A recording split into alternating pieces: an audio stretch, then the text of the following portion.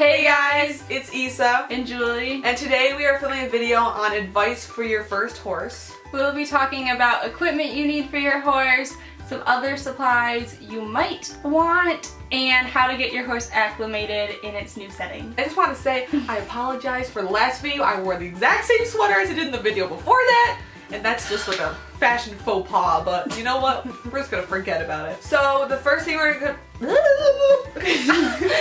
doing a mating calling.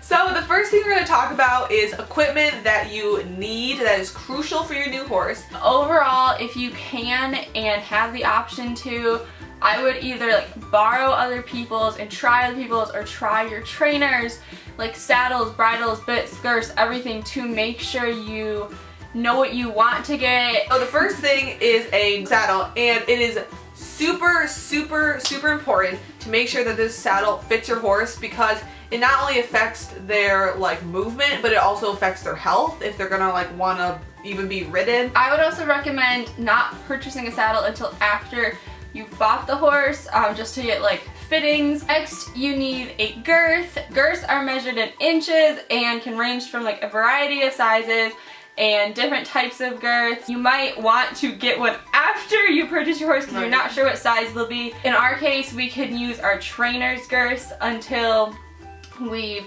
figured out what size our horse is. If you can't borrow someone else's, I'd say a 50-52 is kind of a general size. I'm not saying it fits everyone. Then also when you get a girth, there's many different kinds of girths. There's the synthetic ones, which are probably the most common because they're really easy to clean because you literally just use a sponge. The and Professional's Choice ones? Yeah. Are my favorite. Those ones are really popular, especially in the hunters. And then I just have a Smart Pack one and I love it. Also when you get a girth, you want to make sure that when you have it on your saddle, because all saddles have different lengths of billets, your girth, when you have it all the way strapped up, it should be on the middle hole of your billet, so you should have a room to adjust to make it tighter or looser. Also, if you are doing the hunter's equitation, don't feel like you need to go get a $300 super fancy leather girth, because all of the pictures and videos I see of hunter riders riding in Wellington, most of them are using the Professional Choice synthetic girths. Oh my god, do not get the one-sided elastic ones. There's literally no point in. They're just so a pain in your butt. Because you can only adjust one side and it's just oh. Next, you're gonna need a bridle. I mean, these are pretty simple, and I mean, there's many different kinds of bridles. There's the Cavison noseband, flash noseband, figure all that jazz. If you're doing the hunters, you want just the normal noseband, and then I'm not saying if you do the jumpers you need a figure eight or something like that, but it's allowed in the jumpers. And also a bit. Obviously you will need one unless you have a bitless bridle, but I would recommend trying different bits from either other people that you're buying or from your trainer before purchasing one of your own. And also with fit for bits, it should be a 1/4 inch on both sides, a 1/2 inch altogether. And then for tightening it, it should be 2 wrinkles. Start off with snaffles, an egg butt, a D-ring, a loose ring. Yeah, because then you work from there.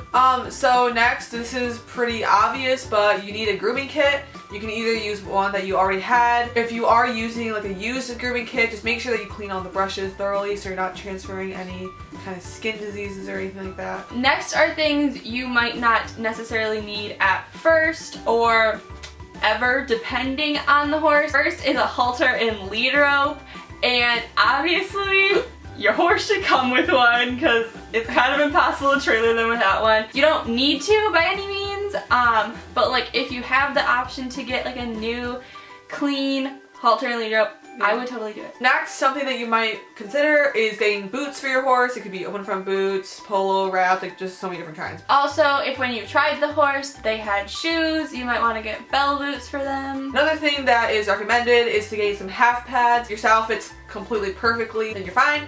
But a half pad can really help with wither relief if you need to stick shims in it. So I hope you guys enjoyed this video and thought it was helpful, and if you are getting a new horse, it's really exciting, and you guys should comment below if you are. I always say this, but thank you for subscribing and being your amazing little human selves. Unless you don't identify as a human, that's okay. If you identify as an oak tree, comment below because we would love to find the oak tree community. Oak tree mingle. Wait, we're gonna really slap happy, so we're gonna let you go. Hope you guys enjoyed. Follow us on Instagram. I don't know. Bye. Need to hold a corner and it's slow winding.